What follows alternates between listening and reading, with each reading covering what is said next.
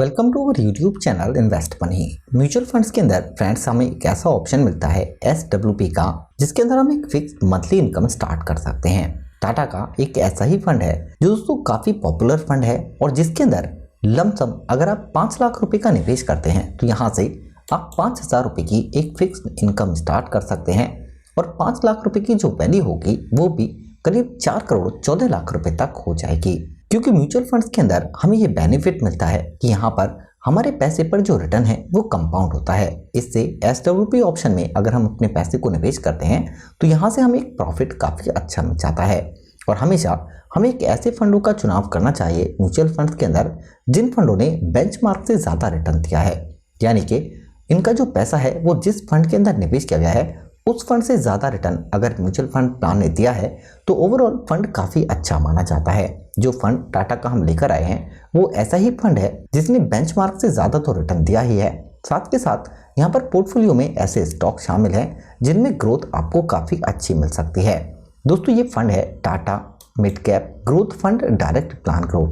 जबकि रिटर्न की बात की जाए तो यहाँ पर इस फंड ने 20% से ज़्यादा रिटर्न दिया है, यानी कि ये रिटर्न कंपाउंड है। और दोस्तों पिछले 5 साल से लगातार इस फंड का ये रिटर्न रहा है। जबकि पिछले 5 साल में अगर रिटर्न की बात की जाए तो 23% है और लास्ट 3 ईयर में 27% और लास्ट 1 ईयर में भी इस फंड ने 40% से ज़्यादा का रिटर्न दिया है। जबकि फ्रेंड्स अगर हम इस फंड के रिटर्न को बेंचमार्क से कंपेयर करें दोस्तों यहाँ पर इसका जो इंडेक्स है वो है PSE 150 मिड कैप फंड, यानी कि इस इंडेक्स के अंदर पैसे को निवेश किया गया है। यहाँ पर अगर हम 10 साल के बेंचमार्क रिटर्न की बात करें तो वो 22.04% है, जबकि इस फंड का रिटर्न 22.51% है। इसी तरह अगर हम यहाँ पर सिर्फ 5 साल की बात करते हैं तो बेंचमार्क ने सिर्फ 22.37% का रिटर्न और इस फंड ने 22.66% का रिटर्न दिया है।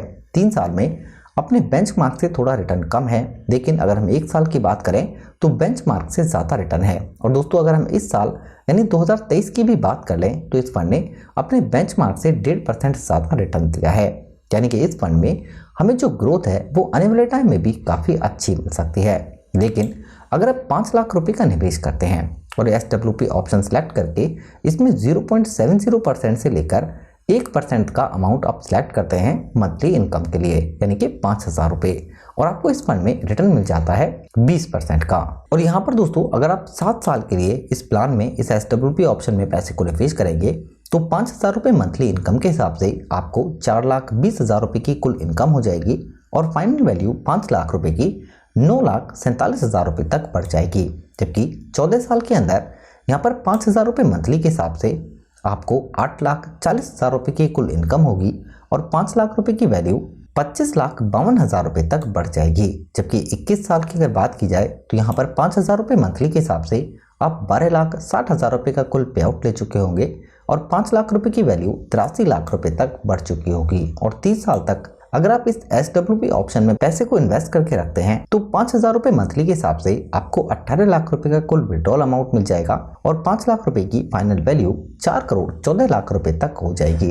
देखिए दोस्तों टाटा के जिस फंड की हम बात कर रहे हैं मिड कैप ग्रोथ फंड है ये, और इस फंड का जो AUM है वो 2,852 करोड़ रुपए है, यानी कि इतना पैसा लोगों ने यहाँ पर निवेश किया हुआ है और 385 रुपीज़ का इसका NAV का प्राइस है और फंड की रेटिंग 3 है। जबकि अगर हम उन स्टॉक की बात करें मिड कैप सेक्टर के जिनमें पैसे को निवेश किया गया है तो दोस्तों इंडेक्स के अंदर कुल 150 स्टॉक हैं, लेकिन उनमें से सिर्फ 59 स्टॉक हैं जिसमें पैसे को निवेश किया गया है, जिसमें Aurobindo pharma, IDFC first bank, Cummins India, credit access Grameen, यानी कि बेहतरीन मिड कैप सेक्टर के ऐसे स्टॉकों में पैसे को निवेश किया गया है जिनके अंदर हमें आने वाले टाइम में प्रॉफिट काफ़ी अच्छा मिल सकता है। जबकि यहाँ पर पैसे को डिवर्सिफाई किया गया है अलग अलग सेक्टरों में और सबसे ज़्यादा पैसा कंस्ट्रक्शन और फाइनेंशियल सेक्टर के अंदर निवेश किया गया है। फंड का बीटा 1 से कम है, यानी कि फंड के अंदर रिस्क भी कम माना जा सकता है। जबकि फंड के एक्सपेंस रेशियो खर्चे की बात करते हैं तो ये 0.86% है और म्यूचुअल फंड्स में 1 साल के बाद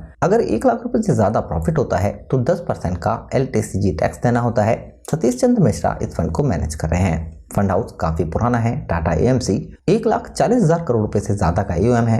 एसेट के हिसाब से रैंक भी काफ़ी बढ़िया है और यहाँ पर फंड हाउस काफ़ी पुराना है। तो दोस्तों टाटा म्यूचुअल फंड्स के अंदर अगर आप Tata mid cap growth direct plan के अंदर पैसे को निवेश करते हैं SWP ऑप्शन सेलेक्ट करके तो यहाँ पर आप एक मंथली इनकम भी स्टार्ट कर सकते हैं और पैसे को भी काफ़ी तेज़ी से ग्रो कर सकते हैं। लेकिन म्यूचुअल फंड्स के अंदर हम जब पैसे निवेश करते हैं तो हमें इस बात का ज़रूर ध्यान रखना चाहिए कि यहाँ पर हम अपने पैसे को कितने टाइम के लिए निवेश कर रहे हैं, क्योंकि म्यूचुअल फंड्स के अंदर शॉर्ट टाइम में करेक्शन आते रहते हैं। जैसे आपने देखा होगा पिछले 2 वीक के अंदर स्टॉक मार्केट के अंदर 4 से लेकर 6% का बाउंस देखने के लिए मिला था। लेकिन अगर हम दोस्तों कल की बात कर लें तो स्टॉक मार्केट के अंदर एक बड़ा क्रैश देखने के लिए मिला और 1.5% से ज़्यादा स्टॉक मार्केट टूट चुकी थी।